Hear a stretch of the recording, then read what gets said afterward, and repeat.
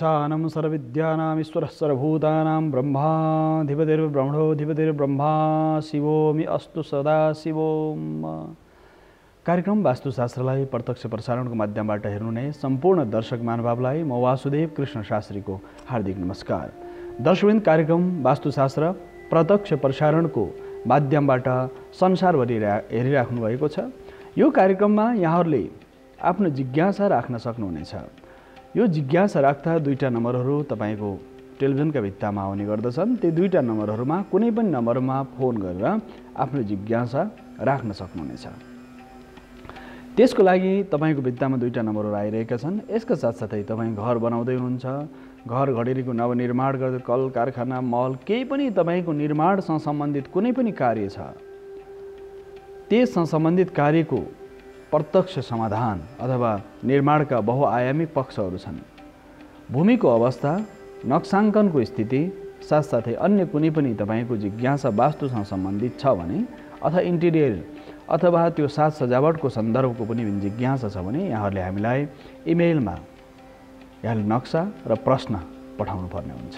त्यस आधारमा हामी वास्तुशास्त्रको माध्यमबाट यहाँहरूलाई यो जानकारी गराउनेछौँ। दर्शकवृन्द, यो चर्चाका साथसाथै अहिले हामी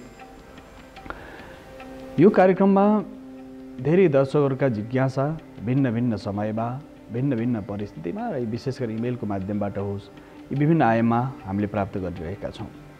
यस क्रममा दर्शकहरूका जिज्ञासालाई समाधान गर्नको लागि मसँग एउटा नक्सा अहिले आएको छ। यो नक्सा राम महर्जनको भनेर यहाँ लेख्नु भएको छ। राम महर्जनजीले मलाई जुन नक्सा पठाउनु भएको छ भक्तपुरबाट, महर्जनजी यहाँले पठाउनु भएको नक्साको जुन बनावट छ, यो आकृति छ, यो आकृतिमा तपाईँको बाटो पूर्वपट्टि देखिन्छ। यो असाध्यै राम्रो छ। पूर्वपट्टि बाटो भएको भूमि शुभ मानिन्छ र मूल प्रवेश तपाईँ जसरी पार्किङ उत्तर पश्चिममा बनाउनु भएको छ, यो उत्तर पश्चिम, किनकि बाटो रोड उत्तरपट्टि पनि छ, उत्तरपट्टि ठुलो रोड छ, पूर्वपट्टि पनि बाटो छ। यस्तो अवस्थामा उत्तर पूर्व फर्केको अवस्थामा उत्तरपट्टि बाटो भएको अवस्थामा पूर्वपट्टि सानो बाटो, ठुलो रोड चाहिँ उत्तरपट्टि भएको हुनाले तपाईँको जुन पार्किङ उत्तर पश्चिममा राख्नु भएको छ, यो पार्किङ त ठिकै छ, तर यो जुन भर्याङ तपाईँले इशान कोणबाट माथि चढ्ने राख्नु भएको छ, यो तपाईँलाई उपयुक्त छैन। यो भर्याङलाई सिधै यो पश्चिमपट्टिको भागमा जहाँ सिटिभी छ, यहाँनिर जुन भल्ट राख्नु भएको छ, यो भर्याङलाई सिधै पश्चिमपट्टि यो पार्किङको छेउबाट जसरी बाहिरबाट उत्तर पश्चिमबाट घरभित्र प्रवेश गरियो, प्रवेश गरिसकेपछि यहाँबाट दाहिनेपट्टि घुमेर तपाईँले दाहिनेपट्टि घुमेर भर्याङबाट माथि चढ्न सक्नुहुन्छ। यो वायव्य कोणबाट मूल प्रवेश भएपछि पार्किङ चाहिँ त्यसको छेउबाट भर्याङ, यो इशानपट्टिको जुन भर्याङ छ, तपाईँले इशान भर्याङ हुनु हुँदैन, इशानमा शौचालय हुनु हुँदैन। इशानमा पूर्व उत्तरमा शौचालय, भर्याङ, साथसाथै भान्सा, यी तीनटा कुरा सबैभन्दा धेरै वर्जित छन्। र यदि भूखण्डको बाहिरीपट्टि भागमा पनि त्यो भागमा सेफ्टी ट्याङ्की अथवा फोहोरहरू सङ्कलन हुने ठाउँ पनि राख्नु हुँदैन। इशान कोण भनेको देवताको इशानमा सर्वविद्यानां ईश्वरः सर्वभूतानां भनेर भनिन्छ। सम्पूर्ण विद्या, ज्ञान, गुण, चेतना, साधना, प्रज्ञाको स्रोत मानिन्छ वास्तुशास्त्रमा इशान कोणलाई। कुनै पनि साधना गर्दाखेरि इशान कोणलाई महत्त्वपूर्ण मानिन्छ भने वास्तुशास्त्र अनुसार यो शिरको भाग मानिन्छ, वास्तुको शिर मानिन्छ। शिरमा नि यो भारी सामानहरू राख्यो, फोहोरहरू राख्यो, मानिसको मगज नै बिग्रियो भने त कुनै केही त्यसको औषधि धेरै गाह्रो हुन्छ। त्यस कारणले गर्दा मस्तिष्कको स्थिति भनेर भनिन्छ। र इशानमा यो भर्याङ, इशानमा विशेष गरेर यो देब्रे दाहिने जताबाट घुमे पनि इशानको सिँढी शुभ मानिँदैन। यसका साथसाथै यहाँ शौचालय हुँदैन। यी विविध आयामहरू छन्। शौचालय, भर्याङ, भान्सा यो कुनै पनि अवस्थामा यो ठाउँमा हुँदैन। त्यस कारणले यो तपाईँले यो पार्किङको छेउपट्टि तपाईँले भर्याङ लाने। यसका साथ मूल प्रवेश तपाईँको यहीँबाट प्रवेश गर्न सकिन्छ, पूर्वतिर फर्केर प्रवेश गर्न सकिन्छ, उत्तर पूर्वबाट पनि मूल प्रवेशभित्रबाट उत्तर पूर्वबाट पनि गर्न सकिन्छ। पार्किङ जसरी यता छ, यहीँबाट छिर्दा पनि पश्चिमबाट पूर्व छिर्न सक्यो र साथसाथै पूर्वबाट पश्चिम पनि छिर्न सकिन्छ, किनकि पूर्वपट्टि पनि बाटो भएको हुनाले। अब शौचालय पश्चिमपट्टि भागमा ठिक छ, खुल्ला ठाउँ पश्चिमपट्टि ठिक छ। यसका साथसाथै यो जुन गेस्ट रुम भनेर भन्नुहुन्छ, गेस्ट रुम यहाँ हुँदैन, मास्टर बेडरुम चाहिँ हुन्छ। दक्षिण पश्चिमको भागमा मास्टर बेडरुम राख्न सक्नुहुन्छ। यो ठाउँमा तपाईँले मास्टर बेडरुम राख्ने। यसका साथसाथै भान्सा तपाईँको असाध्यै ठिक ठाउँमा छ। यो दक्षिण पूर्वको भागमा आग्नेय कोण भनेर भनिन्छ। आग्नेय कोणमा पूर्वपट्टि फर्केर पकाउने भान्सा शुभदायक मानिन्छ। यसका साथसाथै यो अग्निसँग सम्बन्धित भएको हुनाले पनि यो ठाउँलाई शुभ मानिन्छ। पानीको स्रोत जहिले पनि धेरै घरका नक्साहरू हेर्दाखेरि के देखिएको छ भने पानीको स्रोत जहिले पनि यो आग्नेयकोण भान्सा बनाए फेरि ठ्याक्कै यो दक्षिणपट्टिको भित्तामा नि पानीको स्रोत राखेको अधिकांश घरमा गल्ती गरेको देखिन्छ। अधिकांश घरमा आग्नेयकोण भान्सा बनाए तर फेरि पनि ठ्याक्कै यो दक्षिणपट्टिको जुन भित्ता छ त्यहीँनिर पानीको स्रोत बनायो भने सबभन्दा धेरै अशुभ हुन्छ। त्यसकारणले मानिसले आग्नेयकोण भान्सा बनाएको हुन्छन्, फेरि अग्निको पनि अन्तिम बिन्दुमा दक्षिणपट्टिको भित्तामा आग्नेयकोणको भित्तामा लगेर भान्सा बनाएको हुन्छ। भान्साको छेउमा पानी राखेको हुन्छ। त्यो भनेको अग्निको सन्तुलन पानीले बिगारिदिन्छ। त्यसकारणले जहिले पनि त्यो भागमा पनि त्यो आग्नेयकोण भान्सा छ त्यसको उत्तरपट्टि आफ्नो देब्रेपट्टि पुरो फर्केर पकाउँदाखेरि आफ्नो देब्रेपट्टि त्यो भान्सालाई बनाउन सकिन्छ। देब्रेपट्टि जसरी आफ्नो भान्साको चुलोको देब्रेपट्टि आफ्नो देब्रेपट्टि चुलोको दाहिनेपट्टि आफ्नो देब्रेपट्टि चाहिँ भान्साको भागमा पानी उत्तरपट्टिको भित्तामा राख्न सकिन्छ। उत्तरपट्टिको भित्तामा पानी राख्ने, दक्षिण पूर्वपट्टि फर्केर पूर्वपट्टि फर्केर पकाउन सकिन्छ र दक्षिणको भित्ताबाट पानीलाई उत्तरको भित्तातिर सार्दिने। यो पानीको स्रोत राख्ने महत्त्वपूर्ण आयाम हो। यो कोठाको पनि आग्नेयकोण हुन्छ, इशान कोण हुन्छ, नैऋत्य कोण हुन्छ, वायव्य कोण हुन्छ। त्यसकारणले फ्रिजहरू राख्नु पर्यो भनेदेखि पश्चिमपट्टिबाट पूर्व फर्काएर राख्ने अथवा पूर्वबाट पश्चिम फर्काएर पनि राख्न सकिन्छ, उत्तरबाट दक्षिण फर्काएर पनि राख्न सकिन्छ। तर दक्षिणपट्टिको भित्तामा फ्रिज नराख्ने। फ्रिज राखिन्छ किन चिसोसँग सम्बन्धित छ, इलेक्ट्रिकसँग सम्बन्धित छ। यसकारणले दक्षिणपट्टिको भित्तामा फ्रिज कहिले पनि नराख्ने। प्राय अधिकांश घरहरूमा अहिले पक्की घरहरूमा मानिसले फ्रिज एसीको प्रयोग गर्छन्। एसी राख्दा पनि आग्नेयकोणमा एसी राख्नु पर्यो भने ठ्याक्कै दक्षिण पूर्वमा एसी राख्न मिल्दैन। यसकारणले यो आग्नेयकोणको भान्साको सम्बन्धमा यति विचारणीय विषय छन्। यससाथै डाइनिङ टेबलहरू यहाँ बसेर खानेहरू यो ठिक छ, बसेर प्राय भोजनको सन्दर्भ पनि एउटा वास्तुमा विचार गरिएको छ। अहिले मानिसलाई थाइरोइड, सुगर, प्रेसर विभिन्न समस्या किन आइरहेको छ भनेदेखि मानिस बसी यो खुट्टा झुन्डाएर खानु हुँदैन भनेर लेखिएको छ शास्त्रमा। खुट्टा झुन्डाएर उभिएर भोजन गर्यो भने त्यसले हुने बिमारी भनेको नसाको बिमारी, मानसिक अवस्थामा कमजोरी, साथसाथै मनोत्रास, मनमा त्रास उत्पन्न हुने र भिटामिन डी घट्ने अथवा शरीरको सन्तुलन अथवा त्यसको सूर्यको किरणको प्रभाव कम हुने प्राय हेर्नु भएको होला। पछिल्लो समय अधिकांश मानिसहरूमा शारीरिक रूपमा भिटामिनको डिफिसियन्सी, भिटामिनको असन्तुलन किन कायम भएको छ भने मानिसको खानपान एकदमै बिग्रिएको छ। त्यो खानपानको सन्दर्भमा भान्साको सन्दर्भ पनि एउटा वास्तुमा चिन्तन गरिएको छ। त्यसकारणले यो विषयमा हामी आयुर्वेद वास्तुमा हामी चर्चा गर्नेछौँ। यो आयुर्वेद वास्तुको सम्बन्ध पनि बडो महत्त्वपूर्ण आयामहरू छन्, त्यस विषयमा आगामी श्रृङ्खलामा चर्चा गरिनेछ। अहिले भने हामीले यो भान्साको सन्दर्भमा चर्चा गर्दाखेरि यसरी हामीले भान्सा व्यवस्थापन गर्न सक्छौँ। साथसाथै बैठक रुम पूर्व उत्तर बनाउन सकिन्छ, यो ठिक छ। तपाईँको शौचालय बस्दाखेरि कम्बोर्ड कि उत्तर फर्केको हुनु पर्यो कि दक्षिण फर्केको हुनु पर्यो, यस अवस्थाबाट तपाईँले निर्माण गर्नु पनि शुभ हुन्छ। यसका साथसाथै अर्को सन्दर्भ माथिल्लो तला। माथिल्लो तलामा जुन इशान कोणबाट माथि चढ्ने छ यसलाई त हटाउनै पर्यो, पश्चिमपट्टि लानुपर्ने हुन्छ। र साथसाथै गेस्ट रुम तपाईँको यता उत्तर पश्चिमपट्टि गेस्ट रुम, अतिथि कक्ष वायव्य कोण बनाउने, यो जहाँ बेडरुम लेखेको छ यसलाई गेस्ट रुमको रूपमा प्रयोग गर्न सकिन्छ। साथसाथै अन्य अवस्थाहरू छन्, जसरी क्लोजेट यहाँ राख्नु भएको छ। मास्टर बेडरुम यता पछाडिपट्टि एटेच टोयलेट बाथरुम ठ्याक्कै दक्षिण पश्चिमको भागमा राख्न मिल्दैन। यो क्लोजेट राखेपट्टि टोयलेट बाथरुम राख्ने, यता तपाईँले चाहिँ यो जुन ठ्याक्कै यसलाई स्थान परिवर्तन गरिदिने। त्यो गऱ्यो भने हुन्छ के भने ठ्याक्कै कुनै पनि कुनामा, जसरी इशान कोणमा टोयलेट हुँदैन, आग्नेय कोणमा शौचालय हुँदैन, आग्नेय कोणहरूमा चाहिँ शौचालय कुनामा एकदमै ठ्याक्कै कुनामा बनाउनु मिल्दैन, पिलरसँग टाँसेरै चाहिँ बनाउनु मिल्दैन। अलिकति छोडेर अलिकति हटाएर तपाईँले भान्सा अथवा शौचालयको सन्दर्भको जुन चिन्तन छ, चर्चा छ, यस विषयमा ध्यान दिनुपर्ने विषय के रह्यो भने यो आग्नेय कोण अग्निकोण भयो, नैऋत्य कोण यतापट्टि दक्षिण पश्चिमको भाग भयो, वायव्य कोण उत्तर पश्चिमको भाग भयो, इशान कोण उत्तर पूर्वको भाग भयो। यी कुना कुनामा कहिले पनि शौचालय निर्माण अशुभ मानिन्छ। त्यसकारणले कुना कुनामा ठ्याक्कै कुना समातेर शौचालय बनाउनु, यदि बनाउनु पर्यो भने त्यसको कम्बोर्ड यो कुनामा नराख्ने, यतापट्टि राख्ने, अलिकति हटाउने। जसरी एटेच टोयलेट बाथरुम यहाँ राख्नु भएको छ, यसलाई यो तपाईँको त अप्सन छ, किन घर बनाउँदै हुनुहुन्छ। त्यसकारणले यो क्लोजेट राखेपट्टि शौचालय बनाउने, यो क्लोजेटलाई यतापट्टि सार्दिने कुरो सिद्धिहाल्यो। मास्टर बेडरुम ठिक छ। मास्टर बेडरुम बनाउँदाखेरि अब सिरान कता गर्ने भनेर राशिअनुसार सिरानको विधान पनि गरिन्छ। दक्षिणतिर सिरान गर्न सकिन्छ, पूर्वतिर सिरान गर्न सकिन्छ। सिरान गर्दाखेरि ठ्याक्कै सिरान तपाईँको शौचालयपट्टि पर्नु भएन। जसरी यहाँ क्लोजेट यहाँ राख्नु भएको छ यो कोठाको, यो जसरी मास्टर बेडरुम लेख्नु भएको छ, यसलाई छोराहरूको शयन कक्ष बनाउन सकिन्छ, छोरीको शयन कक्ष बनाउन सकिन्छ। छोरीलाई उत्तर पश्चिमको कुनामा त्यहाँ सुत्न हुँदैन भनेर भनिन्छ। छोरीलाई उत्तर पश्चिमको कुनामा सुत्दाखेरि समस्याहरू आउँछन्, शारीरिक मानसिक समस्या आउँछ भनेर वास्तुशिल्पशास्त्र भन्ने ग्रन्थमा त्यो चर्चा गरेको पाइन्छ। वास्तुशिल्पशास्त्रमा अर्को महत्त्वपूर्ण आयाम के छ भने ग्रन्थमा, संस्कृतमा छन् यी ग्रन्थहरू, यी ग्रन्थले प्रत्येक आयाममा चर्चा गरेका छन्।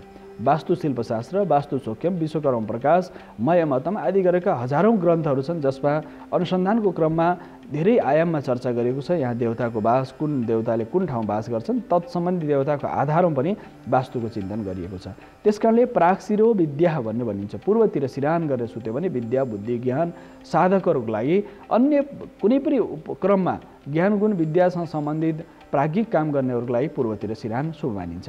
यसकारणले राम महर्जनजी यसरी तपाईँले जुन यो तपाईँको घरको नक्सा जुन प्रेषित गर्नुभएको छ, यसरी तपाईँले निर्माण गर्नुभयो भने अवश्य पनि शुभ हुन्छ। पानी उत्तर पूर्वमा राख्ने, पानीको स्रोतको निकास यसरी व्यवस्थित गर्न सकिन्छ। तपाईँलाई हामी धन्यवाद भन्न चाहन्छौँ, किनकि यसरी नै तपाईँले 3 तलासम्म 2.5 तला घरको नक्सा तपाईँले पठाउनु भएको छ। यसरी नै तपाईँले यदि यो वास्तु अनुसार यदि निर्माण गर्नुभयो भने महर्जनजी अवश्य पनि तपाईँको लागि यो शुभदायक हुन्छ, कल्याणकारी हुन्छ। त्यसकारणले जति पनि मित्रहरूले नक्सा प्रेषित गर्नुहुन्छ, हाम्रो तपाईँको कुनै जिज्ञासा छ भने आफ्नो घरको नक्सा, यदि यो नक्सा छैन, इन्जिनियरले बनाएको नक्सा छैन, आफूले पनि नक्सा कोरेर हाम्रो इमेलमा कान्तिपुर टेलिभिजनको वास्तुशास्त्र जुन तपाईँको वास्तुशास्त्र सम्बन्धी एउटा इमेल छ, इमेल आइडीमा तपाईँले आफ्नो नक्सा प्रेषित गर्न सक्नुहुन्छ, जिज्ञासा पठाउन सक्नुहुन्छ। किन धेरै पहिले आजभन्दा 20 वर्ष पहिले लगभग मलाई लाग्छ हामी शुभ सकुन कार्यक्रम चलाउँथ्यौँ। सुरुमा शुभ सकुन चलाउँदा चिठी पत्रको माध्यमबाट हामी इमेलको त्यति बेला व्यवस्था भएको थिएन। चिठी पत्र माध्यमबाट हामी प्रश्नोत्तर गर्थ्यौँ। अहिले भने परिस्थितिहरू बदल्यो, प्रविधिको रूपान्तरण आयो, वास्तुशास्त्र, ज्योतिष, तन्त्र, राशिफल, भिन्न भिन्न कार्यक्रमहरू विगत 20 वर्षमा कान्तिपुर टेलिभिजनमा धेरै लामो समय त्यो विभिन्न कार्यक्रमहरूको माध्यमबाट दर्शकहरूलाई फोनिङ कार्यक्रम पनि हामीले भविष्य दर्पण त निरन्तर चलिरहेको छ अहिले दर्शकबिन। त्यसकारणले यी सारा आयामहरू किन छन् भने दर्शकहरूका सुविधाका लागि। कान्तिपुर टेलिभिजनको प्रस्तुति यस्ता बहुआयामिक किन छन् त भन्दा दर्शकहरूले धेरैभन्दा धेरै ज्ञान प्राप्त गर्न सकुन्, दर्शकहरूको सुविधा प्राप्त होस्, दर्शकहरूले जीवनमा कुनै पनि अप्ठ्यारो परिस्थिति निर्माण नहोस्। कान्तिपुर टेलिभिजनका तमाम लाखौँ लाख दर्शकहरूले यसको सदुपयोग गर्न सकुन् र उनीहरूको जीवनमा रूपान्तरण आओस् भन्ने यही न हो, प्रयास यही हो हाम्रो पनि। त्यसकारण दर्शकबिन हामी तपाईँको कुनै पनि जिज्ञासा छ भने हामी जिज्ञासालाई प्रत्यक्ष समाधान गर्ने गर्दछौँ। त्यसका लागि प्रत्यक्ष फोनको लागि त्यो नम्बर भइहाल्यो। यदि त्यो वास्तुसँग सम्बन्धित जिज्ञासा छ भने हामीलाई इमेल गर्न सक्नुहुनेछ।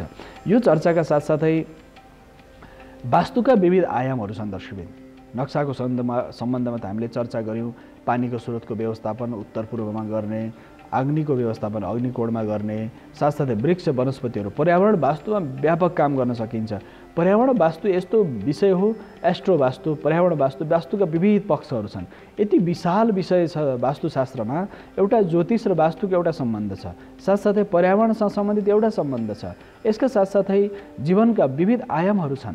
ती प्रत्येक आयाममा मानिसले प्राप्त गर्ने त भौतिक सुख, शान्ति, समृद्धि, उन्नति, प्राज्ञिक चेतनाको विकास, आध्यात्मिक उन्नति, साधनाको उच्चतम बिन्दु प्राप्तिको लागि जुन गरिने प्रयत्नहरू छन्, यी सारा प्रयासहरू, यो प्रयास र प्रयत्न निरन्तर गरिराख्नु भएको हुनाले जीवनमा प्रतिष्ठाको जुन आयाम छ, प्रज्ञा र चेतनाको वृद्धि छ। प्रज्ञाको वृद्धिको लागि, प्रतिष्ठाको वृद्धिको लागि जीवनमा प्रज्ञा र चेतनाको वृद्धिको लागि हामीले गर्नुपर्ने के हो त भन्दा गर्नुपर्ने भनेको साधना हो।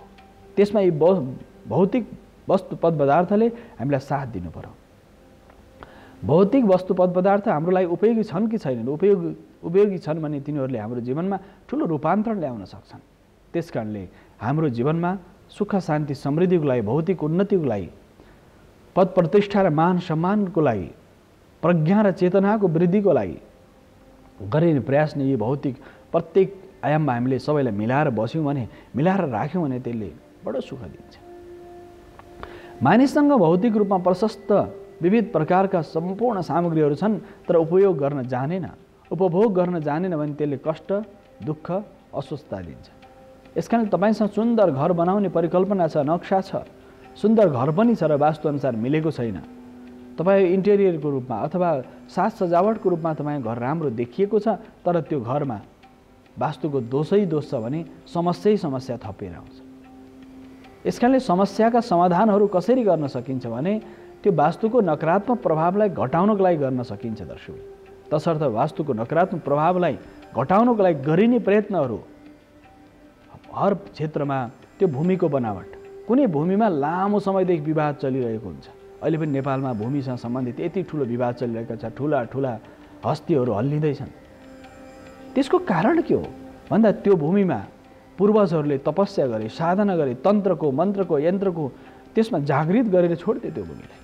व्यवस्थापन हुन सकेन अनि मानिसलाई त्यसमा के भयो भने त्यो भूमिलाई देखेर, जस्तै गुठीको भूमि भयो, कसैको व्यक्तित्व विकास र विशेष गरेर कुनै परिवारको भूमि भयो। भूमिका विविध पक्षहरू, विविध आयामहरू छन्। ती परिवारका प्रत्येक भूमिका प्रत्येक पक्षहरू त्यो परिणाममुखी छन् कि छैनन्, अथवा त्यहाँ गरेको साधना, त्यहाँ गरेको तप, त्यहाँ गरेको गुठी, त्यहाँ गरेको विभिन्न आयामहरू छन्। देवताको नाममा कुनै भूमिहरू छुट्याइएको छ, मन्दिरको नाममा कुनै भूमिहरू छुट्याइएको छ, देवालयको नाममा कुनै भूमि छुट्याएको छ, तर त्यो भूमिमा तन्त्र मन्त्र यन्त्रको प्रयोग भएको छ र त्यो भूमि तन्त्र मन्त्र यन्त्रको प्रयोग भएको भूमि जागृत स्थितिमा थियो, तर मानिसले त्यहाँ लोभ लालचले त्यो भूमिलाई अस्तव्यस्त बनाए। भनेदेखि त्यसको परिणाम के भयो भन्दाखेरि त्यसको परिणाम समस्याहरू उत्पन्न गर्दै गयो। त्यसकारण दर्शकबिन त्यस्ता समस्याहरू नआउन् भन्नको लागि त्यस्ता भूमिमा सकारात्मक ऊर्जा छ, त्यो सकारात्मक ऊर्जाको व्यवस्थापन, त्यो माटोको परीक्षण, माटोको व्यवस्थापन गरेर त्यो भूमिको ऊर्जालाई व्यवस्थित गर्न सकिन्छ। त्यो भूमि के को लागि उपयुक्त छ? गृह निर्माणको लागि त्यस्ता भूमिहरू जसरी मानिसहरूले गुठी मासेर आफ्नो व्यक्तिगत प्रयोजनमा प्रयोग गरेछन्, त्यो बडा ठुलो अनिष्टकारक हुन्छ, अनिष्ट प्रदान गर्दछ। गुठी मास्नेहरूलाई त्यो 7 कुलभन्दा अगाडि बढ्दैन, 3 पुस्तापछि त त्यो सबै समाप्त हुन्छ भनेर भनिएको शास्त्रमा। गुठी जुन गोष्ठीबाट गुठी जुन समुदायले एक एक रुपियाँ एक एक पैसा एकत्रित गरेर गोष्ठी निर्माण गरे, गोष्ठीबाट गुठी भयो। त्यो गोष्ठी भनेको एउटा समुदाय, 5 जना 10 जनाको एउटा समुदाय बन्यो। ल हामीले सबैले मिलेर यो यति धन सङ्कलन गर्ने, यति धन सङ्कलन, यति भूमि क्रय गर्ने, यति भूमि क्रयपछि त्यो भूमिको आम्दानीले त्यो मन्दिर, देवालय अथवा विद्यालय अथवा शिक्षालय के चलाउनु छ चलाउने भनेर त्यो गुठी निर्माण गरियो। कुनै मन्दिर बनाइयो भने मन्दिर निर्माणको लागि गुठी निर्माण गरियो र गुठी राख्दाखेरि त्यो गोष्ठीले तय गर्यो। तय गरिसकेपछि त्यो गोष्ठीबाट गुठी निर्माण भयो, त्यो सभाहरू निर्माण भए र उनीहरूले विभिन्न प्रकारका आयाममा निर्माणका आधारहरू स्थापित गर्दै गए। त्यो स्थापित गरेका आधारहरूमा यदि त्यहाँ समस्याहरू निरन्तर रूपमा उनीहरूले जुन सङ्कल्पहरू गरेर गए, सङ्कल्प गरेर यो सम्पूर्ण राष्ट्रको लागि, धर्मको लागि, संस्कृति परम्पराको लागि भनेर समर्पण गरेर जानु हो, त्यो समर्पण गरेको भावलाई तपाईँहरूले फेरि अब कसैले त्यो गुठी मास्ने प्रयत्न गर्यो भने त्यो कसरी टिक्न सक्छ दर्शक? त्यो गोष्ठीको माध्यमबाट बनाइएको गुठीलाई तपाईँले तत्सम्म देवता भगवान शिवको लागि, भगवती पार्वतीको लागि, विभिन्न शक्तिपीठको नाममा गुठीहरू छन्, विभिन्न शक्तिपीठहरूका नाममा देवालयहरू निर्माण गरेका छन्। त्यहाँबाट त्यो भूमिको आम्दानीबाट त्यो मन्दिर, देवालय सञ्चालन, गौशाला चलोस्, धर्मशाला चलोस् अथवा देवालयमा नित्य निरन्तर पूजा होस्, त्यहाँ साधना गर्ने साधकहरूले उन्नति प्रगति प्राप्त गर्न सकुन्। त्यो साधनाको अवस्थामा, मन्दिरको पूजाको अवस्थामा कुनै पनि व्यवधान नहोस् भनेर गोष्ठी बनाइएको थियो। तर गुठीलाई सबै सखाप पारेर मन्दिर पनि ध्वस्त पारेपछि तपाईँको कुल, तपाईँको परम्परा, तपाईँको मान्यताहरू सुरक्षित रहन सक्छन्? कदापि रहन सक्दैनन्। त्यसकारणले दर्शकबिन यो विषय बडो गम्भीर छ, यो भावले हामीले बुझ्न आवश्यक छ। सम्पूर्ण सनातन उपासकहरूले आज संसारभरि किन कष्टहरू झेलिरहेका छन्, किन उन्नति प्रगतिमा व्यवधानहरू आइरहेका छन् भन्दा पूर्वजहरूले गरेका सत्कर्महरू, सत्प्रयासहरू, सत्साधनाहरूलाई मानिसले ध्वस्त बनाएर आफ्नो व्यक्तिगत स्वार्थ, निजी स्वार्थको लागि प्रयोग गरिरहेका छन्। यसकारणले समस्याहरू आएका छन्। 2 खालको दण्डको व्यवस्था शास्त्रमा गरिएको छ दर्शकबिन। एउटा देवदण्ड हुन्छ, एउटा राजदण्ड हुन्छ। शास्त्रमा 2टा व्यवस्था छन्। राजदण्ड भनेको तपाईँले राज्यको कुनै पनि नियम कानुन ऐन मिचेर कुनै कर्म गर्नुभयो भने त्यो तपाईँको राजदण्ड लाग्दछ। त्यहाँबाट तपाईँ विभिन्न प्रकारको बाहनाबाट उम्किनु होला, फुत्किनु होला राजदण्डबाट। कुनै पहुँचको भरमा कुनै तपाईँ निर्दोष हुनुहुन्छ, निस्वार्थ काम गर्नुभएको छ भने फुत्किन पनि सक्नु होला। कोही निस्वार्थ मानिसहरू, निर्दोष मानिसहरू पनि फँसिरहेका छन्। त्यो प्रारब्धको एउटा सन्दर्भ, त्यो विषय भिन्न छ। तर मूल आशय के हो भने त्यो राजदण्डबाट तपाईँ बस्नुभयो भने देवदण्डबाट बस्न सक्नुहुन्न। देवदण्ड भनेको देखिँदैन, तर दण्ड दिइरहेको हुन्छ। त्यसकारण राजदण्ड र देवदण्डको पूर्वजहरूले, हाम्रा पुर्खाहरूले 2टै व्यवस्थापन गरेर जानुभयो। राजदण्डको व्यवस्था नियम कानुन ऐन बनाएर जानुभयो। पूर्वजहरूले सारा सभ्यता र संस्कृतिको रक्षाको लागि, राष्ट्रको रक्षाको लागि सम्पूर्ण रूपमा एउटा व्यवस्था दिएर जानुभयो। नियम कानुन ऐन बनाएर जानुभयो। आज मानिस न ऐन न कानुन न नियम केही मान्न तत्पर छैन। व्यक्ति स्वार्थ मानिसहरू घुलमिल भएका छन्। एउटा स्थिति। जब त्यो मानिस राजदण्डबाट फुत्कियो भनेदेखि देवदण्डले त छोड्दैन, किन तपाईँ अपराधी हो भन्ने कुरा त्यो देवदण्ड देवतालाई त प्रत्यक्ष थाहा छ। सूर्य प्रत्यक्ष छन्, चन्द्रमा प्रत्यक्ष छन्, धरती प्रत्यक्ष छ। धरतीमा गरेका प्रत्येक कर्महरू त तपाईँलाई थाहा छ कि चाहिँ यी सारा प्रकृतिका पृथ्वी, जल, तेज, वायु, आकाश, मन, बुद्धि, चित्त सबैमा त्यो बोध छ नि दर्शकबिन। त्यस कारणले गर्दा हामीले राजदण्ड र देवदण्डको सन्तुलन प्राचीन वैदिक धर्मशास्त्रमा, वैदिक सनातन शास्त्रमा यी व्यवस्था थिए। प्रकृतिको व्यवस्थापनको लागि वास्तुशास्त्र थियो भनेदेखि धर्मशास्त्रले देवदण्डको व्यवस्था गरेको थियो कि यस्तो अशुभ कर्म नगर्नुहोस् जसले तपाईँले देवदण्डको प्रहार तपाईँमाथि परोस्। राजदण्डबाट फुत्किए पनि देवदण्डबाट फुत्किन सकिँदैन थियो। त्यसकारणले अथ धर्मानुशासनम भनेर यो व्यवस्था गरियो। त्यसकारणले अथ धर्मानुशासनम, अथ अर्थानुशासनम, अथ योगानुशासनम, यी अनुशासनका आयामहरू छन्। धर्मको अनुशासनमा रहने, अर्थ भनेको धन प्राप्तिपछि त्यसलाई अनुशासित जीवनयापन गर्ने। धन प्राप्ति गरेपछि लाटकोसेर हुने होइन, अन्धो हुने होइन। दिवान्ध किम करिष्यति, दिउँसो अन्धो भएपछि राति के गर्न सकिन्छ। अहिले त दिव्याङ्ग भनिन्छ, लाटकोसेर त्यो फेरि भिन्न अर्थमा नजाओस् दर्शकबिन। त्यो शास्त्रले के भनेको छ भने दिव्याङ्गहरू छन्, त्यो लाटकोसेरोको तुलना यहाँ गरिएको छ। लाटकोसेरोले दिउँसो देख्दैन, राति देख्छ भनेको आशय त्यो अन्धकारमा मात्र देख्ने भनेको अन्धकारमा त विभिन्न अप्ठ्याराहरू हुन सक्छन्। तसर्थ दर्शकबिन त्यो देवदण्ड र राजदण्डको चर्चा यो बडो अलौकिक छ, दिव्य छ। तसर्थ यी प्रकृतिमा रहेका प्रभावहरू र परिणाममुखी जीवनयापनका आधारहरू भनेका प्रकृतिका प्रभावहरू प्रत्यक्ष रूपमा निरन्तर रहनेछन्। प्रभावकारी मान्यताहरूबाट जसरी पृथ्वी, जल, तेज, वायु, आकाश 5 तत्त्व छ, यसको अस्तित्वले हामीलाई प्रभाव पाइरहेको छ। तसर्थ प्रभावको परिणाम कस्तो आउँछ भन्दाखेरि त्यो सुखदायक पनि हुनसक्छ, दुःखदायक पनि हुनसक्छ। जब तपाईँले वास्तु मिलाएर कुनै पनि कर्म सम्पादन गर्नुभयो त्यो सुखदायक छ, यदि मिलाएर गरिएन त्यो दुःखदायक छ। त्यसकारण दुःखप्रदायक छ यो दर्शकबिन यो चर्चा। यसका साथसाथै एउटा सन्दर्भ हामीले विगतमा लामो समयदेखि चर्चा गरेका केही विषयहरू छन् दर्शकबिन। दुईटा पक्षबाट वास्तुलाई हेर्न सकिन्छ। वास्तुमा केही सैद्धान्तिक रूपमा सहज छ। एकजना हाम्रो इन्जिनियर हुनुहुन्थ्यो, वरिष्ठ इन्जिनियर, उहाँले भन्थ्यो लजिक छ यसमा, यस कारणले मानिसले आज स्वीकार गरेका छन् वास्तुलाई। लजिक छ यसमा, वास्तविकता छ। किनकि अस्तित्व, पृथ्वीको अस्तित्व तपाईँले अस्वीकार गर्नै सक्नुहुन्न। पृथ्वीको सत्ता छ, त्यसकारणले हामी छौँ। पृथ्वी गन्धवती पृथ्वी भन्छ, पृथ्वीको सत्ता छ, यसकारणले हामी छौँ। त्यसकारणले पृथ्वीको अस्तित्वलाई अस्वीकार गर्ने कोही छैन दुनियाँमा। पृथ्वीको सत्तालाई स्वीकार गर्नको लागि त वास्तवमा हाम्रो उपस्थिति नै पर्याप्त छ। वस्तु पदार्थहरू जो अडिएका छन्, यहाँ रोकिएका छन्, अडिएका छन्, प्रत्येक वस्तु पदार्थ यहाँ अडिएका, रोकिएका, जुन स्थिर भएका ठोस चलायमान जस्ता प्रकारका सामग्रीहरू छन्, यसको जुन गतिशीलता छ, यो सम्बन्ध यस अर्थमा हो दर्शकबिन कि त्यो सत्ता र अस्तित्वको सन्दर्भको चर्चा। यस कारणले गर्दाखेरि हामीले यो सत्तालाई व्यवस्थापन गर्नु छ। यस कारणले पृथ्वीको सत्ता स्वीकार्यता बाहेक दोस्रो विकल्प छैन। जलको स्वीकार्यता यस अर्थमा छ किनकि तपाईँको जीवन नै जल नै जीवन हो। यस कारणले जलको व्यवस्था स्वीकार्य छ। त्यस कारणले वास्तवमा त्यो परिणाम देखिन्छ। जलको व्यवस्थापन, तेजको व्यवस्थापन, तेज नहुने हो, ताप नहुने हो, हिट नहुने हो भने कसरी चराचर जगत चलायमान हुन्छ। प्रत्येकलाई हिट चाहिन्छ। यो ल्यापटप चल्नुभयो, तपाईँको टेलिभिजन चल्नु पऱ्यो, क्यामेरा चल्नु पऱ्यो, केही पनि चल्नु पऱ्यो। तपाईँ घरमा राखेका प्रत्येक सामग्रीहरू चल्नु भने त्यसमा ताप चाहियो। तपाईँ शरीर चलाउनु पनि तपाईँ शरीरको ताप सन्तुलित हुनु पऱ्यो। त्यस कारणले त्यो सत्ता पनि स्वीकार्य छ। वायुको सत्ता त झन् अति महत्त्वपूर्ण, एकभन्दा एक महत्त्वपूर्ण छन्। पृथ्वीको सत्ता, जलको सत्ता, तेजको र तातोपनको, न्यानोपनको र साथसाथै लाइट र प्रकाशको, उज्यालोको सत्ता हुँदैन थियो भने प्रकाशको सत्ता हुँदैन थियो। त्यो हिटसँग प्रकाशको सत्ता परेको छ। र वायुको सत्ता र साथसाथै आकाशको पनि यसरी सबै प्रकार 5वटा तत्त्वको जुन पञ्चमहाभूत भनिन्छ, पञ्चतत्त्व भनिन्छ, पञ्चमहाभूत भनिन्छ। यही पञ्चमहाभूत भनेको के हो भन्दा भूतले तर्सायो भन्छ नि मानिसले। के हो त भूत भनेको? भूत भनेको वास्तवमा यो पञ्चमहाभूत नै विकृत हुनु पर्यो, त्यसपछि त्यहाँबाट नकारात्मक ऊर्जाहरू उत्पन्न हुन्छ, त्यसले तपाईँलाई आतङ्कित गर्छ, त्यसले कष्ट दिन्छ। यही त हो।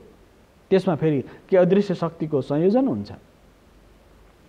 यस कारणले गर्दा दर्शकबिन यो पञ्चमहाभूतको सत्ता बिग्रियो भने तपाईँलाई के लाग्छ? भूत लाग्छ।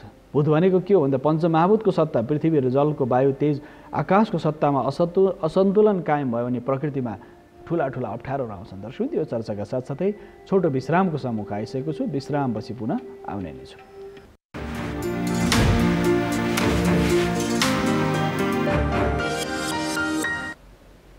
दर्शकबिन पुनः स्वागत छ कार्यक्रम वास्तुशास्त्रमा। वास्तुशास्त्रको माध्यमबाट हामीले जीवनका विविध आयामका बारेमा चर्चा गरिरहेका छौँ।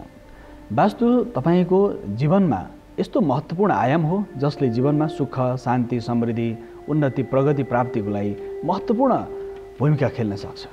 किन वास्तुमा पर्यावरण वास्तु साथसाथै पर्यावरणको सम्बन्धको चिन्तन यहाँ देखिन्छ। साथसाथै यसमा निर्माणको सम्पूर्ण चिन्तनहरू यसमा रहेका छन्। पर्यावरणसँग सम्बन्धित, निर्माणसँग सम्बन्धित, साथसाथै अन्य विविध पक्षहरू यसमा रहेका छन्। यस कारणले दर्शकबिन यो आयाममा वास्तवमा हाम्रो शास्त्रका विविध पक्षहरू छन्। ती पक्षहरूमा पूर्व, पश्चिम, उत्तर, दक्षिण, आग्नेय, नैऋत्य, वायव्य, ईशान, धरती र आकाश, यो 8 दिशाबाट आउने प्रभाव, त्यो प्रभावले हाम्रो जीवनमा बडो ठुलो प्रभाव पारिरहेको हुन्छ। पूर्वबाट आउने प्रभाव, पश्चिमबाट, दक्षिणबाट, उत्तरबाट, आग्नेय, नैऋत्य, वायव्य, ईशानबाट आउने जुन प्रभाव छ त्यो प्रभाव हाम्रो शरीरमा पनि परेको हुन्छ। हाम्रो मस्तिष्कमा, हाम्रो मनमा, हाम्रो शरीरमा, हाम्रा प्रत्येक अवयवमा प्रभाव परिरहेको हुन्छ। त्यो प्रकाशकीय प्रभावको सन्दर्भ, त्यो साथसाथै जुन प्रकाशकीय प्रभाव छ त्यो प्रकाशकीय प्रभावको जुन प्रभाव छ त्यो प्रभावले हामीलाई कसरी जीवनलाई सहज अगाडि बढाउनको लागि हामीले त्यो व्यवस्थापन अति आवश्यक छ। त्यो तत्त्वको व्यवस्थापन, वस्तु र पदार्थको व्यवस्थापन देखिँदा भौतिक देखिन्छ दर्शकबिन। यो ढुङ्गाको केही अस्तित्व छैन भन्ने तपाईँलाई लाग्छ, काठको केही अस्तित्व छैन भन्ने लाग्ला, तर होइन, त्यसमा पूर्ण अस्तित्व छ।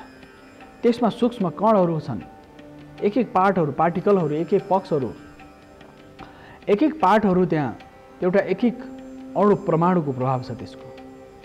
त्यस कारणले प्रत्येक बजार तपाईँले घरमा राखेको कुर्सी, टेबल, भाँडाकुँडा, तपाईँका अरू जति पनि सामग्रीहरू छन्, शयन कक्ष, बेड, तपाईँ जे छ तपाईँको घरमा एक एक वस्तु महत्त्वपूर्ण छ। ती प्रत्येक वस्तु तपाईँको जीवनसँग अभिन्न छन् या अभिन्न छैनन्, त्यो प्रभाव हो। आनन्दको निद्रा तपाईँलाई भूमिमा सुतेर लाग्छ, खाट किनेर ल्याउनु, बडो महँगो पलङ किनेर ल्याउनु, निन्द्रै लाग्दैन, निन्द्रा हरायो। किन भन्दाखेरि त्यो पलङको निर्माण, पलङको बनावट, तपाईँको त्यो दिशा, तपाईँको सिरान यदि उत्तरतिर, तपाईँले प्रयास गरेर हेर्नुहोस् न, उत्तरतिर सिरान गरेर सुत्नुहोस्, 3 दिन तपाईँको मनस्थिति, तपाईँको मगज, तपाईँको बुद्धि, तपाईँको शरीरको स्थिति के हुन्छ तपाईँले प्रत्यक्ष अनुभव गर्नुहोस्। 3 दिन मात्र, धेरै लामो होइन, 3 दिनसम्म ठ्याक्कै कम्पास लिएर उत्तरपट्टि सिधा सिरान गरेर यदि सुत्यो, एक अंश पनि दायाँ बायाँ नगरिकन सुत्यो भने 3 दिनपछि तपाईँको मनस्थिति, तपाईँको शरीरको अवस्था के हुन्छ? न्युरोनहरू बिस्तारै विकृत हुन थाल्छन्, शरीरका सूक्ष्म कोशिकाहरू अस्तव्यस्त हुन थाल्छन्, मगजको स्थिति बिग्रिन थाल्छ, अनिद्रा, अप्ठ्यारोपन, अशुभता छँदैछ। त्यस कारणले त चैतन्यतामा तपाईँको ह्रास आउन थाल्छ। यस कारणले उत्तरतिर सिरान कहिले पनि गर्नु हुँदैन।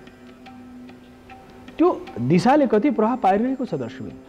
सामान्य रूपमा तपाईँले ट्याक्कै कम्पास मिलाएर उत्तर दक्षिण मिलाएर एउटा फलाम, एक हात लामो फलाम रड तपाईँले गाडिदिनु भयो धरतीमा, त्यो रड गाडिदिनु भयो, तर 3 वर्षपछि त्यो रडलाई निकाल्नु भयो भने त्यो चुम्बकमा रूपान्तरण भएर आउँछ, त्यो फलामको टुक्रा चुम्बकमा परिवर्तित भएर आउँछ। त्यो प्र्याक्टिकल प्रयोग गरेर विज्ञानको प्रयोगशालामा तपाईँले प्रयोग गर्न हेर्न सक्नुहुन्छ। किन भन्दाखेरि उत्तर र दक्षिणी ध्रुवबाट आउने जुन दबाव छ, जुन प्रेसर छ, त्यो फलामको टुक्रालाई चुम्बकमा रूपान्तरण गरिदिन्छ। त्यो दबावले त्यो फलामको टुक्रालाई चुम्बकमा रूपान्तरण गरिदिन्छ दर्शकबिन। त्यसकारणले दिशाको प्रभाव कति छ, कति महत्त्वपूर्ण छ। उत्तरी र दक्षिणी ध्रुवबाट आउने जुन तरङ्ग छ, भूगोलबाट आउने जुन तरङ्ग छ, त्यो तरङ्गले कति प्रभाव पार्छ।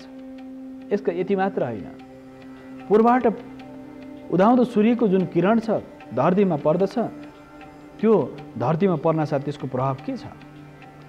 यो सन्दर्भको चर्चा त हामी गर्ने छौँ। अहिले भने प्रत्यक्ष संवादमा एकजना दर्शक आइसक्नुभएको छ, उहाँलाई स्वागत गरौँ। हेलो हेलो हेलो हजुर, हेलो, यहाँको आवाज आइरहेको छैन। हजुर हजुर, कहाँबाट को बोल्दै हुनुहुन्छ? म काभ्रेबाट केदार खड्का गुरुबा। काभ्रेबाट केदार खड्काजी, भन्नुहोस् केदार सर, के छ यहाँको जिज्ञासा? मेरो एउटा सानो घर चाहिँ बनिसकेको चाहिँ छ गुरुबा, होइन? हजुर हजुर, स्पेस चाहिँ सानो छ, अनि त्यो भएर नि एउटा जिज्ञासा राख्नु कि भनेर गुरुबा। भन्नु न, तपाईँको के छ जिज्ञासा? मेरो चाहिँ त्यो अगाडिपट्टि चाहिँ अब दक्षिण मोडाको घर छ गुरुबा, होइन? दक्षिण मोडाको घर छ, हजुर। अनि पछाडि अब पानीको ट्याङ्की चाहिँ त्यो कम्पाउन्डको चाहिँ पछाडिपट्टि चाहिँ उत्तरपट्टिको कम्पाउन्डमा राख्नुहुन्छ कि हुँदैन भनेर सोध्नु पनि एउटा। उत्तर पूर्वपट्टि कम्पाउन्डमा तपाईँको जग्गा कति छ केदारजी? थोरै जग्गा छ सर, दुआनालाई नि अलिकति पुग्दैन। दुई आना पुग्दैन भने एकदम तपाईँ उत्तरपट्टिको भित्तामा, उत्तरपट्टि पछाडिपट्टि तपाईँ दक्षिण मोडाको घर छ, होइन? उत्तरपट्टि त अलिकति जग्गा खाली छ, उत्तरपट्टि 5 फिट जति छ गुरुबा। त्यहाँ तपाईँले पछाडिपट्टि मजाले उत्तरपट्टि तपाईँले पानी ट्याङ्की बनाउन सक्नुहुन्छ, आरामले बनाउनुहोस्, कुनै समस्या छैन। राम्रो मुहुर्तमा इनार खन्ने मुहुर्त पनि हुन्छ, होइन? बाप्या रामत डाग कुप भवन अथवा पानीको ट्याङ्की। हजुर भन्नु न। त्यो मैले त त्यो कालो इनार खन्न चाहिँ त्यहाँ अब समस्या अलि मिल्दैन होला, होइन सर? हजुर हजुर, त्यो कालो ट्याङ्की हाम्रो पाउँछ नि, त्यो कालो अथवा चाहिँ हरियो पहेँलो हुन्छ नि, हो त्यो तपाईँको उत्तरपट्टि राख्ने भने कालो नराख्नुहोस्, तपाईँले पहेँलो ट्याङ्की राख्नुहोस्, उत्तरपट्टि एकदम राम्रो हुन्छ। पहेँलो? हजुर, पहेँलो अथवा स्टिलको पनि हुन्छ नि, स्टिलको ट्याङ्की हुन्छ। पहेँलो ट्याङ्की तपाईँले उत्तरपट्टि राख्दा राम्रो। इशानकोटपट्टि कालो ट्याङ्की नराख्ने भनेर भनिन्छ, त्यस कारणले उत्तरपट्टि पहेँलो या सेतो ट्याङ्की तपाईँले राख्न सक्नुहुन्छ। एकदम आनन्दले राख्नुहोस्, कुनै समस्या छैन। दक्षिणपट्टि गेट छ गुरुबा, ढोका मूल ढोका मेरो दक्षिण पूर्वमा छ कि दक्षिण पश्चिममा छ मूल ढोका? मूल ढोका चाहिँ अब दक्षिणपट्टि छ, दक्षिणपट्टि नै रोड, दक्षिणबाट चाहिँ उता पूर्व गएको रोड छ, होइन गुरुबा? हजुर हजुर। अनि दक्षिणपट्टि छ मेन गेट चाहिँ। अनि त्यो मेन गेटबाट मुनिबाट चाहिँ अनि हाम्रो चाहिँ अब त्यो के भन्छ नि, त्यो पानीहरू चाहिँ अब ढलको सडको पाइप चाहिँ मेन अब ढलमा गएर मिसाएको छ। दक्षिण पश्चिमबाट पानीको स्रोत बाहिर निकाल्न सकिन्छ। जति पनि फोहोर पानी छ नि, घरबाट निक्लिने जति पानी छ, दक्षिण पश्चिमबाट आग्नेयकोणबाट निकाल्ने, दक्षिण पूर्वबाट ननिकाल्ने, दक्षिण पश्चिमबाट निकाल्ने। दुई आना जग्गामा पनि वास्तु मिलाएर बनाउन सकिन्छ, किन तपाईँ घर त मिलेकै छ, त्यो चिन्ता छैन। तर के छ भने तपाईँको जसरी पानीको स्रोतलाई दक्षिण पश्चिमबाट बाहिर निकालिदिने ढलमा, होइन? गेटलाई पूर्व दक्षिणपट्टि राख्ने, त्यहाँबाट भित्र छिर्ने बनाउने, साथसाथै दक्षिणको गेट छ भने त्यसको समाधान के हो भन्दाखेरि तपाईँको केदार भन्ने चाहिँ मिथुन राशि हुन्छ। राशि के हो तपाईँ बोलाउने नाम पनि? राशि पनि यही हो? केदारै हो गुरुबा। अब राशि केदार भनेपछि मिथुन राशि हुन्छ तपाईँको। के को हाई पुनर्वसु नक्षत्र हुन्छ तपाईँको। मिथुन राशि हुँदाखेरि मेघ वृक मिथुन, त्यो जुन तपाईँको माथिको जुन भाग छ नि, मूल गेटभन्दा भित्र भागमा जुन घरभित्र प्रवेश गर्नुहुन्छ नि, घरभित्र जुन प्रवेशको जुन गेट छ त्यसमाथि दुईवटा स्वस्तिक राखिदिने, भित्र र बाहिर दुईवटा स्वस्तिक हुन्छ नि, स्वस्तिक अष्टमङ्गल राखिदिनु भयो भनेदेखि त्यसको नकारात्मक असर घटेर जान्छ। उत्तरपट्टिको जुन उत्तरपट्टिबाट घर प्रवेश गर्दा उत्तरपट्टि तपाईँले प्रवेश गर्नुहुन्छ, होइन? त्यसपछि त्यो मूल त्यो राम्रो छ तपाईँको लागि। त्यससाथै गर्ने के भन्दाखेरि तपाईँले त्यो गेटमाथि दुईवटा बाहिरभित्र दुईवटा स्वस्तिक राखिदिने। त्यसपछि भर्याङ कतापट्टि छ केदारजी? भर्याङ त्यहाँबाट अब सिधा गएपछि अनि त्यहाँबाट चाहिँ एउटा सानो कोठा छ सर, 7-9 को। हजुर, त्यो कोठाको छेउबाट छ सर, बिचमा भर्याङ। भने पश्चिमपट्टि बिचमा छ तपाईँ भर्याङ, पश्चिमपट्टि भित्र छोएर छ बिचमा, होइन? हजुर हजुर, दक्षिणपट्टिको भित्र होइन, उत्तरपट्टिको भित्र 7-9 को एउटा कोठा छ, सानो होइन? त्यो कोठाभन्दा पछाडिपट्टि छ भनेपछि त्यो त ठिक छ तपाईँको। भर्याङ पनि ठिक छ, भर्याङ पनि ठिकै रहेछ। दुई आना पनि वास्तु मिलेकै छ त केदारजी। मात्रै अलिकति दक्षिण मोडा घर के हुन्छ भने धेरैको जिज्ञासा यही छ कि दक्षिण फरेको घर अशुभ हुन्छ भने यो विभिन्न वर्गका मान्छेहरू आतङ्कित हुन्छ। कदापि होइन, धरती कहिले पनि अशुभ हुँदैन, माटो कहिले अशुभ हुँदैन, घडेरी कहिले अशुभ हुँदैन। मात्रै त्यहाँ प्रभाव, नकारात्मक प्रभाव छ या सकारात्मक प्रभाव कति छ त्यो हेर्ने हो केदारजी। त्यस कारण ठिक छ, तपाईँको घरबाट निक्लिँदा दायाँ बायाँ दुईवटा ताँबा कलशमा जल भरेर राख्नुहोस्, होइन? सधैँ दायाँ बायाँ, घर बाहिर गेट बाहिर होइन, गेटभित्र हुन्छ नि तपाईँको मूल ढोकाभित्र। अनि भान्सा कतापट्टि छ केदार सर?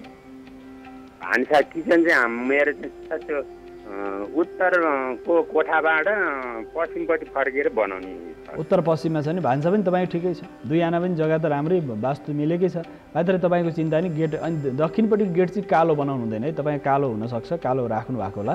त्यो फलामको गेट चाहिँ दक्षिणपट्टि गेटलाई कालो र निलो नहाल्ने, बरु त्यसमा फलामको जुन यथार्थ रङ छ अथवा चक्लेटी रङ छ त्यो राख्नुभयो भने राम्रो हुन्छ दक्षिणपट्टि गेटमा। र गेटलाई व्यवस्थापन गर्नुभयो भने र बाहिरी गेटको अवस्था रङमा ध्यान दिनु पर्यो। र अरू पक्षहरू त राम्रा छन्। अरू केही प्रश्न छ? मैले त्यही एउटा त्यो हाम्रो अब ढलको पानी चाहिँ त्यही अब मूल गेटको मुनिबाट जिपिसी मुनिबाट जान्छ। त्यो जान्छ भने तपाईँ उत्तर पश्चिम दक्षिण पश्चिमबाट जान्छ कि दक्षिण पूर्वबाट जान्छ?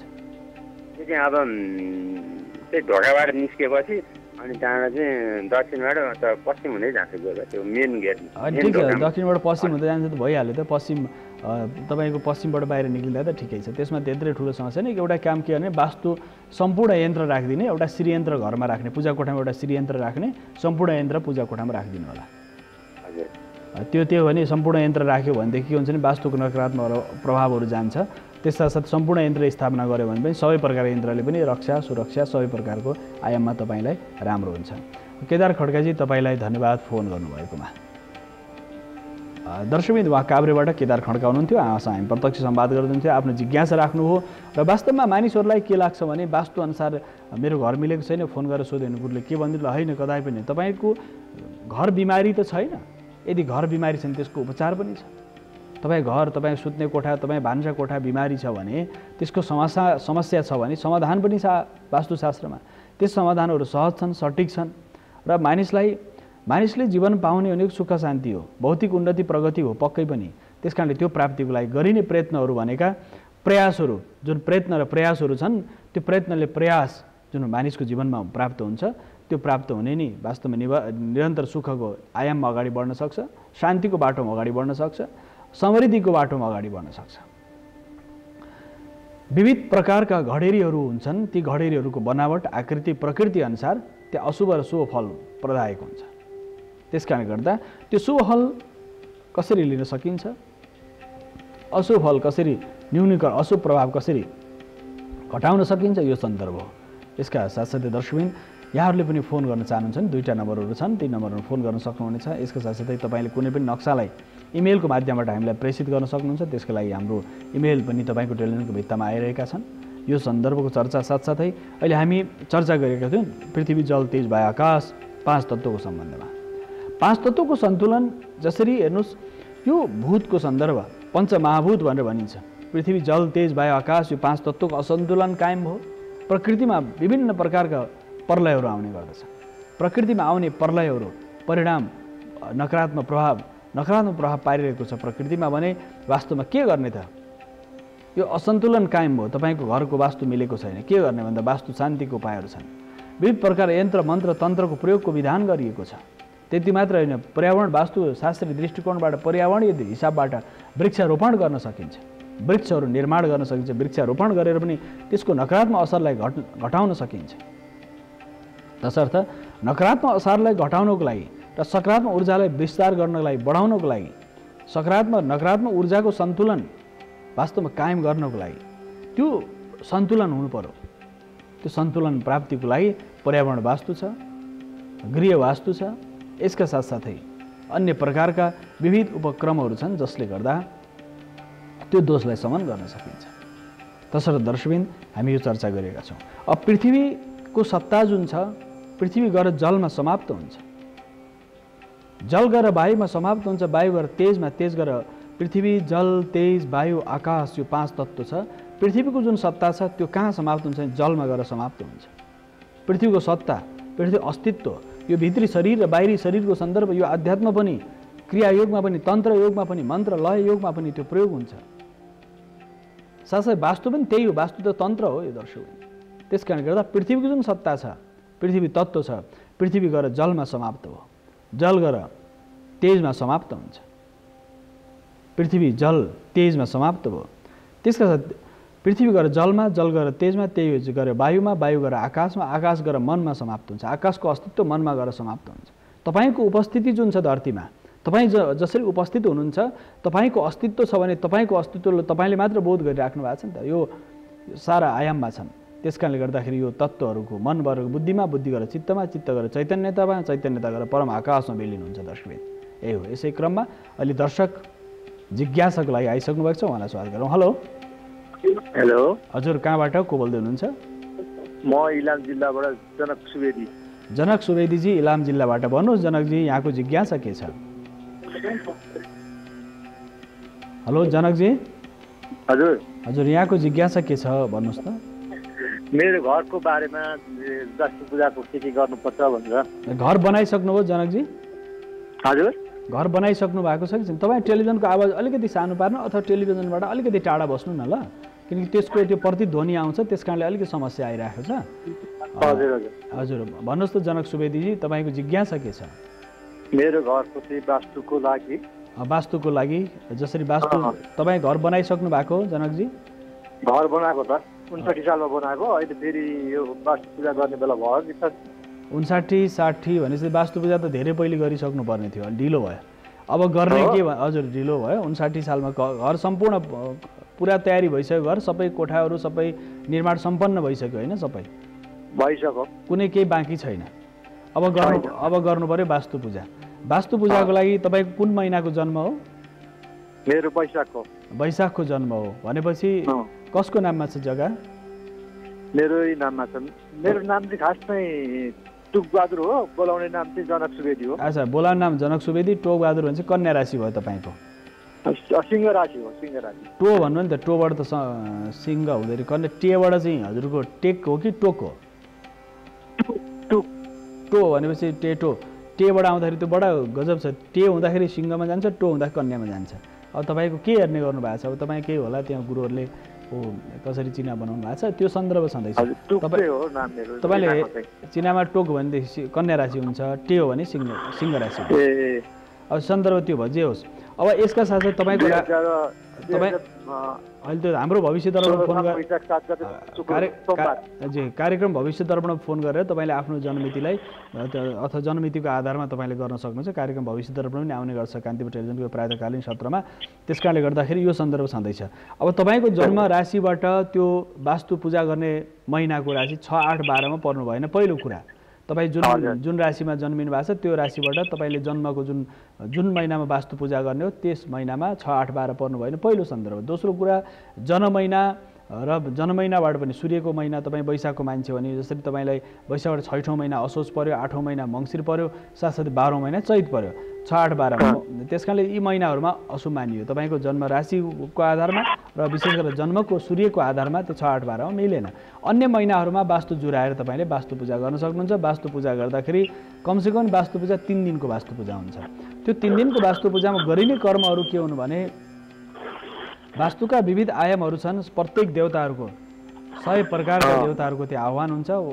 रुद्री गर्ने, हवन गर्ने, वास्तु पुरुषको तृप्तिका लागि खिरको हवन गर्ने विधान गरिन्छ। तसर्थ वास्तु पूजा गरेर तपाईँले व्यवस्थित रूपमा पञ्चाङ्गमा हामीले वास्तु पूजाका साइतहरू राखिदिएको छौँ, त्यस आधारमा पनि तपाईँले वास्तु पूजा गर्न सक्नुहुन्छ। माघ फागुन उत्तरायण शुभ मानिन्छ। अरू के छ? केही छ जनकजी अरू सोध्ने कुरा? अरू रङ चाहिँ कुन होला गुरु मेरो? तपाईँको कन्या राशि हुँदाखेरि तपाईँ हरियो रङ शुभ हुन्छ। हरियो ग्रे सिल्भर लाइट उज्यालो तपाईँको लागि शुभदायक मानिन्छ। दिशा अब तपाईँको कन्या हुँदा दक्षिण पूर्व दिशा शुभ मानिन्छ। पूर्वैपट्टि फर्केको छ मेरो घरको ढोका। त्यो त राम्रो छ। तपाईँ राशि अनुसार पूर्व फर्केको घर त सबै राशि 12वटै राशिलाई सबै राशिलाई पूर्व फर्केको घर त राम्रो हुन्छ। तपाईँको राशिसहित अन्य राशिहरूलाई पनि पूर्व फर्केको घर शुभ मानिन्छ। पूर्वबाट ढोका शुभ मानियो। दक्षिणको ढोका पनि अशुभ हुँदैन, पश्चिमको पनि हुँदैन, उत्तरको पनि हुँदैन। मात्र तपाईँको राशि, त्यो घरमुलीको राशि, नक्षत्र र साथसाथै लग्न र नवमेश, पञ्चमेश र एकादशेशको स्थिति के छ त्यस आधारमा ढोकाको विधान गरिन्छ भने अर्को जन्म नक्षत्रको आधारमा पनि द्वारको विधान गरिन्छ। तेस्रो आयाम वास्तुमा के छ भने यदि घरमा कुन महिनामा घर बनाउँदैनुहुन्छ त्यस अनुसार पनि ढोका बनाउन सकिन्छ। वास्तुका विविध पक्षहरू छन्। त्यसकाले जनकजी अरू केही प्रश्न छ तपाईँको? अरू चाहिँ के हो गुरु? इलाम त बडो सुन्दर ठाउँ, नेपालको पूर्व भाग होइन? इलामबाट फोन गर्नुभएछ। तपाईँलाई जनक सुवेदीजीलाई धेरै धेरै धन्यवाद। हस् गुरु, हस् धन्यवाद। धन्यवाद तपाईँलाई जनकजी।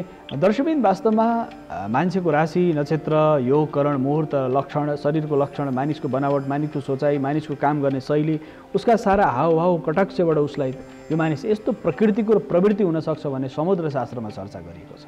समुद्र शास्त्र फेरि विशाल शास्त्र छ जसले खुट्टाको नङदेखि लिएर शिरसम्म टुप्पीसम्मको प्रत्येक एक एक अङ्ग प्रत्यङ्गलाई त्यसले ध्यान दिएको हुन्छ। मानिसको बसाइ, बोलाइ, गराइ, उसको आँखा झिम्काइ, उसको बोल्ने तरिका, बोल्ने शैली, हातको हल्लाइ, सारा आयामले मानिसको प्रवृत्ति, मानिसको सोच, मानिसका विविध आयामहरूलाई बुझ्न सकिन्छ।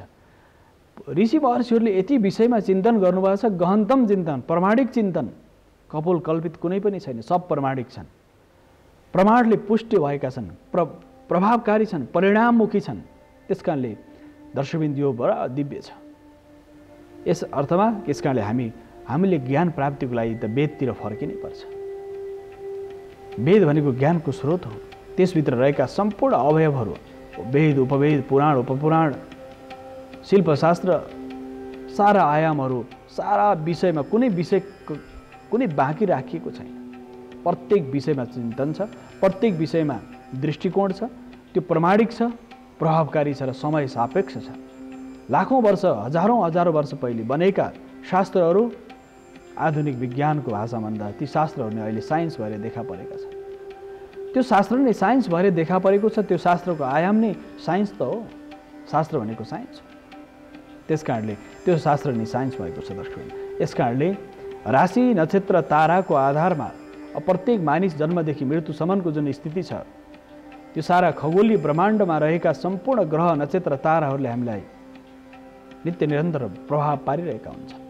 त्यो प्रत्येक नक्षत्रको परिणाममुखी आधार भनेको कस्तो छ भनेदेखि खगोलीय ग्रह नक्षत्रहरूको प्रत्येक वस्तु पदार्थमा परिणाममुखी प्रभाव पर्दछ। किनभने बिरुवालाई प्रभाव पर्यो सूर्यको अथवा वायुको अथवा जलको, तेजको, सम्पूर्ण जो प्रत्यक्ष रूपमा परिणाममुखी प्रभाव छ, त्यो प्रभावको सन्दर्भ कसरी छ भनेदेखि त्यसको एक एक आयाममा त्यसको विस्तार, गुणधर्म, त्यसको विस्तार, विकास, फुल्ने फल्ने, पात, बोक्रा, छाल, सारा पञ्च अङ्ग भनिन्छ। त्यो 5वटा अङ्ग हुन्छ कुनै पनि वृक्ष, वनस्पतिहरूको, मान्छेको पञ्च ज्ञानेन्द्रिय, पञ्च कर्मेन्द्रिय, पञ्च प्राण भने जस्तै वृक्षमा पञ्चकाण्ड भनिन्छ। 5 प्रकारको अवयव हुन्छ वृक्ष, वनस्पति प्रत्येकमा 5 प्रकारको अवयवले एउटा वृक्ष तयार हुन्छ, त्यो तरु तयार हुन्छ। त्यो पर्यावरण वास्तुमा त्यो प्रत्येक वस्तु पदार्थमा उसको बीज, वृक्ष, स्कन्द भनिन्छ, त्यसको फेद, स्कन्द जसलाई अड्याएर राखेको हुन्छ, पात, साथसाथै त्यसको आयामहरूमा वृक्षको स्कन्द भयो, बीज भयो, स्कन्द भयो, साथसाथै त्यसको फुल भयो, फल भयो, बोक्रा भयो। यो सारा पञ्चस्कन्द भनिन्छ।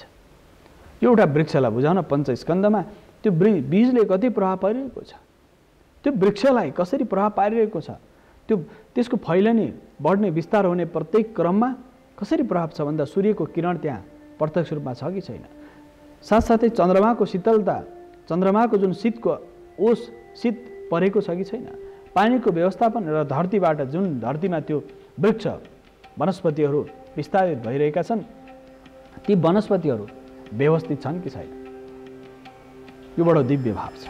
त्यसकारणले दर्शकबिन यी वनस्पतिहरूमा जीवन्तता छ। यसकारणले हामीलाई प्रकृतिमा रहेका प्रभावहरूले हामीलाई प्रत्यक्ष परिणाममुखी प्रभाव पाइरहेका छन्। यसकारणले दर्शकबिन पर्यावरण वास्तुको सम्बन्ध र साथसाथै आगामी श्रृङ्खलामा हामी यो विषयमा त चर्चा गर्नेछौँ। अन्य विषयहरू पनि छन् जसमा भोजन वास्तुको सम्बन्ध, पाकशास्त्र, पाक वास्तुको एउटा चिन्तन छ। पाक वास्तुको चिन्तनलाई आगामी समयमा हामी ल्याउनेछौँ। यो चर्चाका साथसाथै अहिले भने कार्यक्रम वास्तुशास्त्रको निर्धारित समय सकिसकेको हुनाले छायाङ्कनमा साथ दिने मित्र, प्रविधिमा साथ दिने सम्पूर्ण साथीहरूसहित म वासुदेव कृष्ण शास्त्रीलाई आजलाई भने आज्ञा दिनुहोस्। हवस् त, नमस्कार।